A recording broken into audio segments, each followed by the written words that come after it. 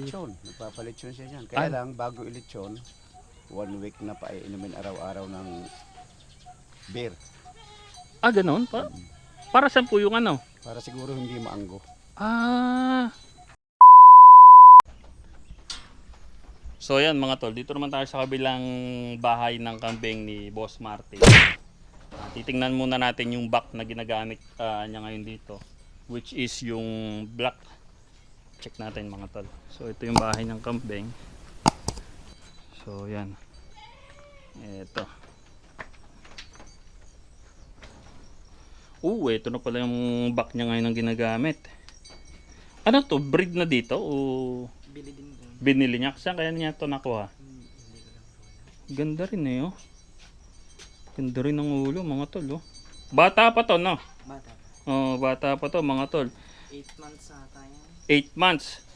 So, pero ito hindi pa nagagamit o nagamit na dito? Nagamit na po namin sa Dumalaga. Sa Dumalaga ngayon, ito na yung nagagamit natin. Sa Dumalaga. Oo.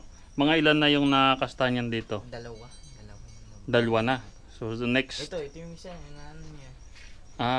Okay. So sa next breeding, ito naman yung gagamitin. Tsaka yung traditional. Oba. Parang magandang tinitimpla ni Boss Martin dito ah. So yung isang back, traditional yun. Galing kay Boss Ato. Tapos ito naman isa. Black painted. Kung anong tawag sa kulay na yan mga tol. So ito naman yung isa pang back na ginagamit. Gagamitin pa lang ha. Kasi nga ngayon, halos karamihan ng kambing ni Boss may anak na boss. Tapos yun, sa dulo pa meron pa oh. Ito yung dinamin nila kung buntis o ano. Ito yung pinakamalaki. Grabe laki oh. Laki na ito mga tol oh. Ito halimaw yan to. Hindi pa lang kung buntis. Grabe oh. Pero laki na ng tiyan oh. Hindi nyo na ano, papa-ultrasound parang ganon. Hindi na. Ito grabe mga tol, sobrang laki naman na ito. Ang laki ng kambing na to. Pwedeng pumasok boss? Ay sarado eh. Malaki kasi mga tol oh. Hindi, wag na. Grabe yung laki niya oh. So hindi pa confirm kung buntis. Ano na to, pa tawag doon. Ultrasound. Para sure. Yan. So ito yung back niya. Tapos nga mga tol, dito naman is yung ano na natin, yung mga alpas, no? Sa baba tayo. Tingnan nyo naman yung alpasa ni Boss Martin dito. Oh my God! Wow! Grabe naman. Lahat ng natatanaw nyo dito, kanya. Lahat ng natatanaw nyo, mga tol. Kuya Christian, anong oras kayo nagpapa-out ng mga kambing? Labas? Oo. Pag wala na pong hamog. Pag wala ng hamog. Bakit ganun ng ano? Sabi nila pag may mahamog pa yung mga uod na nakalabas pa sana. Magkokos ng pagtatayang kambing pag kumain na ganun. Okay. So ayos naman pala. So yan, kasi nga ngayon mga tol, medyo mainit na. Anong oras na ba ngayon? Alas 10 lampas na yata. So yan, ito na yung kambing ni Boss Martin. Tingnan nyo kung gaano kasasaya tong mga to. So ang dami. So yan mga tol oh. Ito halu-hadi yan. May reds, may traditional, may mga painted, may dappled. Black dappled siguro yung next na titimplahin dito ni Boss Martin. Kasi mayroon siyang black na ano na barako. So yan.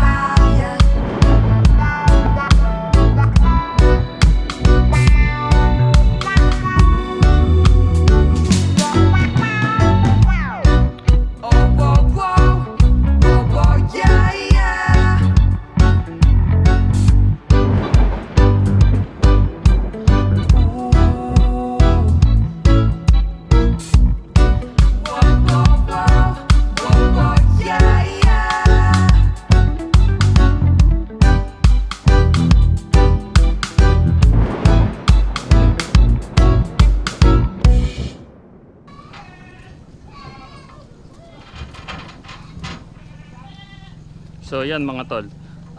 Ganda rin dito kay Boss Martin. Ito may ganito. May tawag diyan. Dito na ba yung pakainan talaga nila, boss? Pag-alpas. Pag alpas, may feeds din kayo. Okay. So nagpi-feeds din sila mga tol. Tapos ito. Yan. Ito na yung mga kambing na alpasa. Ito pa lang yung alpas mga tol So ito, ganda na ito. Dappled. Tapos yan may mga red. Good morning po. Tapos yan ito nga mga tol. Grabe. So ito lagi yan ng feeds. Pagka yung kasi mga tol, sobrang dami na dito na nilalagay yung mga feeds nila pag alpas. Ito kasi yung range. Ito yung ranging nila Luwang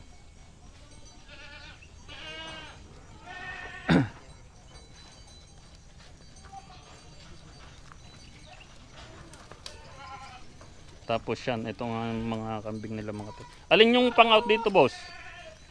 Wala pang Pero yun mga tol, messages lang kayo kay Boss Martin. Ayan Grabe. So ipil talaga yung boss yung pinapakain natin dito. Kakawate. Yan. Ipil kakawate. Gemelina. Gemelina po. Opo. So ito nga pala si Sir, okay lang? Ito nga pala si Erning. Yan si Boss Erning. So boss, kamusta po? Okay lang naman. Okay na. Bali siya po yung yung kayo po yung dito Namamahala dito. yung namamahala sa farm ni Boss Martin. Actually mga tol, last time na nagpunta tayo hindi natin naabutan si Nandun kami Sir. sa Liga. Ay kayo yung tumawag sa akin. Oo, ako po yung tumawag noon. Na pumasyal nga ako dito nagkataon naman wala si Sir noon. So Sir, matagal na kayo din dito Magna 9 years. 9 years na. Ba, tagal na rin pala, Talaga po lang Pero itong mga kambing na to, na dito na nung dumating kayo. Ay, hindi pa yung mga yan. Iba pa yung mga naunang kambing. Mm, Iba na yan. iba. Parang ang pagkakalang may anglo pa dati si boss no? Yung mga... Wala na akong inabot na anglo dito. Wala na, mga bower na rin. Aba. Okay. So yan Grabe. Pero hindi lang naman po dito, meron pa dong mga ano pa po ba yung mga hayop na nandito sa Kabayo at tupa lang nandiyan yung tupa. Kabayo at tupa. Ito. May tupa.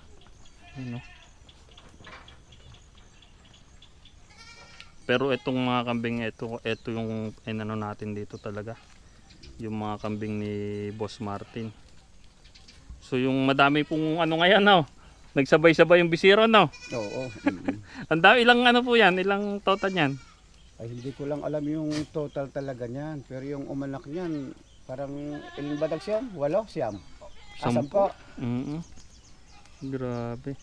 Pero ayun nga mga tol, ito nga mga ito siguro sa batch na to may pang out din po Itong mga Wala pang sinasabi Wala pa siya. Na nagmi-message pagka may i-out na siya. Kapag may out po. Yan. Pero yun nga mga tol madami siyang dito kambing, so most probably mag-out talaga si Boss Martin dito.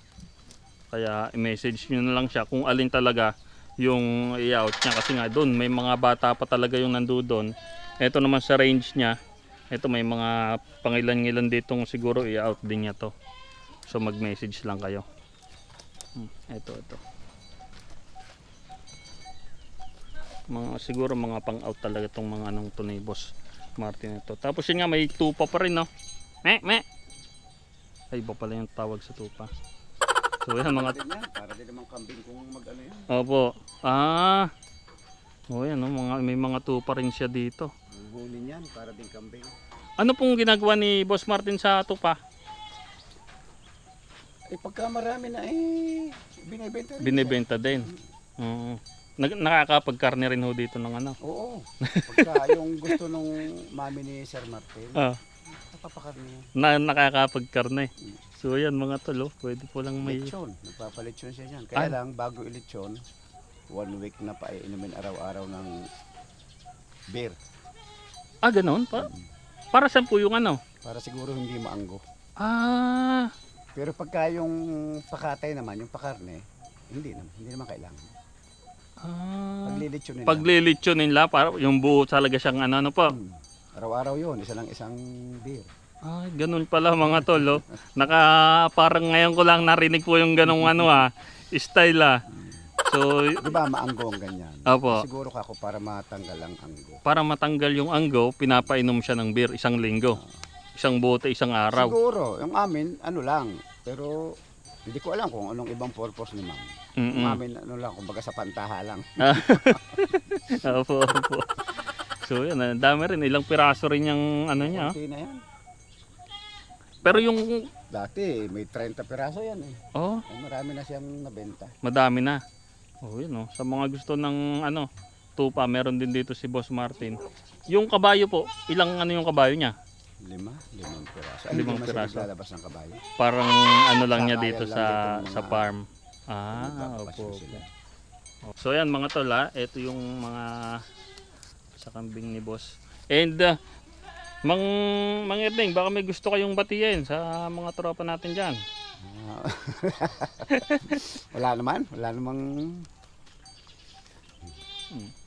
Baka ano yung masasabi niyo po, gusto niyo payo sa mga gustong pasukin yung mga farming, mga ganyan. ano lang, pagka ganitong mga yung gustong pumasok halimbawa sa business na ganito, pag ganitong may mga lahi, mga kambing, sadyang medyo masiselan lang yan. Kailangan kompleto sa vitamins, kompleto sa Deworm? deworm. Oo. Yan.